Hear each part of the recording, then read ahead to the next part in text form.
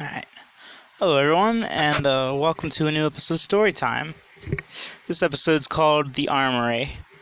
I'm going to have a little bit of an update on the name for the channel, but that's going to be in a separate video because it has nothing to do with the story. Anyways, I hope you all really enjoy it. This one's a little bit longer, so it's going to be divided into parts. I'm thinking probably around 4. Let's begin. Let me in. The small voice carried through the gate, generated from the voice of a diminutive girl, glaring at 2 guards in front of a massive gate. The guard on the left scowled a bit. The girl had been there for a long time now and was beginning to aggravate him. "We can't let you in. No one may enter here except those given permission by members of the Armory, especially not temperamental little girls." She folded her arms and scowled right back at him. "I am not a little girl, and I want to become a member of the Armory, so let me in." The other rolled his eyes. "You don't just become a member, little girl. Each person in the Armory is carefully handpicked and trained. You don't just come up to the gate and demand entry. Only true masters are ever allowed to join, and even that's not always the case." The girl glared at him. "So what? You don't know either if I can. Neither of you are even in the Armory. You're just here to guard the gate." The soldier on the left turned red and reached out to grab her. "Now listen here, little girl." "Ow!" He drew his hand back sharply as the small girl bit him hard. He growled and lunged at her, picking her up. "Listen, you're not getting in. What will it take? Is there a problem?" All talking ceased instantly. All bodies froze as a new voice entered the fray, this one calm and soft, like the eye of a storm. 3 sets of eyes turned to stare at a tall, wiry man with a massive bow on his back, staring at them. The girl gaped openly, and the 2 guards looked heavily embarrassed, ashamed at their outburst. "No, sir. We were just telling this girl she wasn't allowed in. She has this foolish notion in her head that she's going to join the Armory." "Does she now?" The young man with the bow turned to look at the small girl, who stared back at him with hard defiance burned into her eyes. He knelt down and gazed into them, his fingers twitching. They stayed that way for several seconds, neither breaking their little contest. He smiled softly as her nose scrunched up with the discomfort of holding her eyes open for so long. "Well, why not? I don't see a problem with her coming in. Whether or not she becomes a member, though, that could be highly interesting." "Sir, surely not." "Why not?" He glanced upwards. "Because she's young? I don't care about that. Because she's inexperienced? She can gain it. Because she's unlearned? She can be taught. There is no reason for her to not be able to test herself like any other person. She can come in. We will test her ourselves to see if she will join us or not." He stood up straight and stared at them. "We have allowed many the chance to prove themselves in the past. Just because she's young does not mean she should not get the chance. Correct?" The guards stayed silent. Then slowly they nodded, mumbling, "Yes, sir," their eyes downcast. The tall man nodded and gestured to the girl. "Come on." He paused at the look on her face. "What is it?" She looked at him triumphantly. "I won." "Won? What do you mean, won?" "The contest. I won the staring contest." He frowned. "You didn't win. I was talking to them, so I looked away." She grinned, "And I won." He stared at her for a few moments before rolling his eyes and muttering, "Oh, I can tell you're going to be a handful. Fine. You won. Now let's go." He pushed the unlocked gate open and strolled in. Grinning, the small girl ran after him, taking 2 or 3 steps for each one of the person leading her forward. He looked down at her again now, curiously. She was extremely small, he guessed. She was no older than 8 and no younger than 6, though she looked younger. She had messy brown hair that got stuck out all over. Her clothes were a mess, and so was her skin. It was clear she was poor, probably extremely so given her horribly malnourished state. She was already beginning to breathe heavily, though young age as well as sheer enthusiasm and will kept her rushing onwards with him. He smiled softly and looked forward, approving silently. She wouldn't complain too much.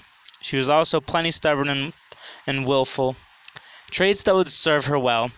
He nodded silently to himself and pointed. "Do you see that arena?" She nodded, and he continued. "That is where you're going to be tested." She eyed it curiously. "What kind of tests do they do?" "They will test your mind. They will test who you are and what you can do. It is mental and physically trying for everyone who goes through it, and for each it is a little different." Oh, she looked at the arena, and the first shred of fear was visible within her. But though she was obviously nervous, her complete lack of doubt was showing through in equal measure. She stood, shoulders straight and determined, defying any possibility of failure. In her mind, she knew she could do it. She would never lose. Success was the only road available to her. To achieve less than that was to die, and she did not want to die. The tall man chuckled and walked into the arena.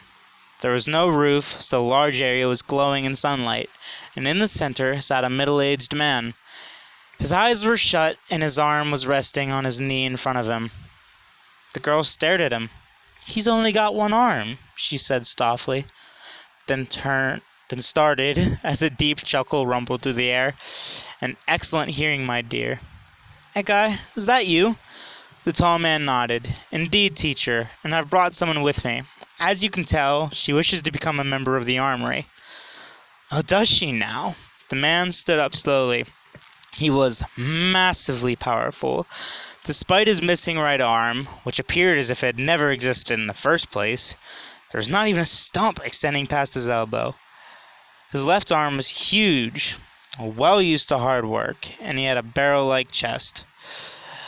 His legs looked like tree trunks, sturdy and strong, unmoving. He turned his head towards her, and the girl gasped as she realized it wasn't just the man's arms that were missing. There was also a massive scar covering both of his eyes. He was blind. The small girl looked at him and walked over to him, staring at his face curiously. "It's rude to stare, little one." The old man smiled at her, a bright, cheerful smile that came as naturally as breathing, especially at one's old injuries. She started a bit and shifted guiltily. "How'd you know I was looking?" she asked curiously. "Just because I am blind, young one, does not mean that I cannot see you. In fact, you could almost say that it ensures that I see you even better than you see me." She frowned, not understanding. "You're weird, Grandpa." There was silence for a few seconds before laughter burst from both Ekai and the older man. The one-armed man pinched the bridge of his nose and chuckled, shaking his head. "Am I? Well, perhaps I am. You're strange as well, aren't you? There aren't many children up to taking on armed guards outside of a gate." "They were being mean," she grumbled, defiant. "Perhaps they were, but still, that does not mean you need to bite them. They deserved it." She folded her arms and huffed. Once again the old man chuckled and sat down in front of her. "Maybe, but maybe not. What is your name, little one?" The girl froze a bit and looked at him. "My name?" "Yes, dear, your name." The large man crossed his legs and waited patiently for her answer. She swallowed softly. "I don't have a name." Eka raised his eyebrow. "No name? How can that be?" She looked down. "Didn't have parents to give me one. Now I don't got one." She looked at the older man, afraid she had said something wrong. "Sorry, but I promise I won't ever act dumb or anything, just 'cause I didn't have any parents." The old man just smiled softly and rubbed his chin gently. "No name, Well, my dear, it seems as if you and I were almost meant to meet. You see, I also have no name." Her eyes widened. "You don't?" He shook his head and smiled. "No, I had one once, of that I am sure, but time has stolen it from me, as well as my eyes and my arm. As you can see, I lost my name a long time ago, forgotten from many years of disuse. Now many call me by my title, the Armorer, or they call me Teacher, and that is good enough." She nodded and tilted her head. "The Armorer? I don't like that, and I don't like Teacher either. I'm going to call you Old Man instead, or Grandpa. That's easy." Ekai rolled his eyes and smiled. And you? What shall we call you? He leaned forward.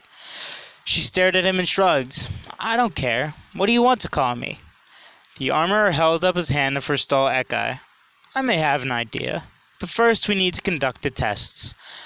That is why you came here after all, young one. As an added rule, if you succeed, I will gift upon you a name of your own. If you should fail, then I suppose you will go back to whatever life you lived outside of the gates. Is that understood? The small girl hesitated, then stepped towards him and nodded her consent, the look of determination back on her face. Yeah. Good, then let's begin. Come over to me, child. The small girl froze a bit, then nodded and walked over to him. She stood in front of him, all the muscles in her body tensed up. He held out his hand and touched her forehead. Tell me, are you afraid? She hesitated just for a moment before nodding. Why? I... She looked at Ekai, who nodded silently to her. She fidgeted and looked at the armorer. I don't want to fail. I don't want to go back out there. But what's wrong about the world out there? No one cares out there. People ignore me, and I'm hungry a lot. And I'm alone, she whispered softly. He smiles. Being alone is quite terrifying. He leaned back, keeping his palm on her forehead. But something tells me you're also afraid of being around people. Can you tell me why that is? When she froze, he smiled at her. You don't need to be afraid of answering my questions. I can promise you that. She smiled and said softly, Every time I'm around people, I end up hurting them. I don't like it, so I try to stay away from people. I can't really control it. She looked miserable.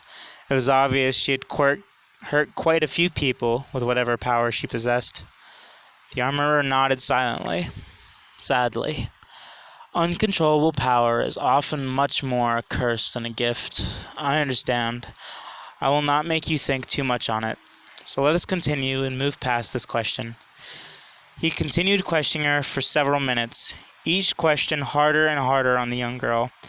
He made her demonstrate a few of her abilities. She was forced to run and do various exercises as well. Finally, after many hours of questioning and testing, he pulled away and opened his eyes. Although she knew he could not actually see her, it was almost like he was peering into her soul. You were doing well, young one. There is only one more test that I must submit to you. This one will be the worst of all, so prepare yourself. She swallowed and nodded. She was sweating and exhausted, but she didn't complain, and he smiled, proving her will to move forward without protest, and he began to speak again. This test is the worst we will issue. It will be hard, more difficult, and more trying than any we have given before to you. Do you accept this? He didn't have to wait. As soon as he finished speaking, she nodded. Alright, that's the end of part 1. I made probably quite a few mistakes this video, to be honest. But I covered up quite a few of them pretty well, I'd like to think. And the others I didn't cover up, I don't think I'm going to try to hide. This is my 5th or 6th attempt at this video already, and normally I would just delete the video and try again. But I want to leave it in this time just for everyone to kind of get a grasp at the difficulty I go through just recording one narration. It's very difficult to read without messing up at all. And that's also going to be part of the reason I'm changing the name of the channel. But like I said, that's for a different video. I hope you all really enjoyed this. It's going to probably be like 3 or 4 parts, like I said. Each one should be about 10 to 15 minutes long. And I don't know. I had a lot of fun writing it. I obviously messed up writing it. So my grammar is meh. But I'm going to work on that too for later parts. Alright everyone. I hope you all have a wonderful day. And I'll see you next time.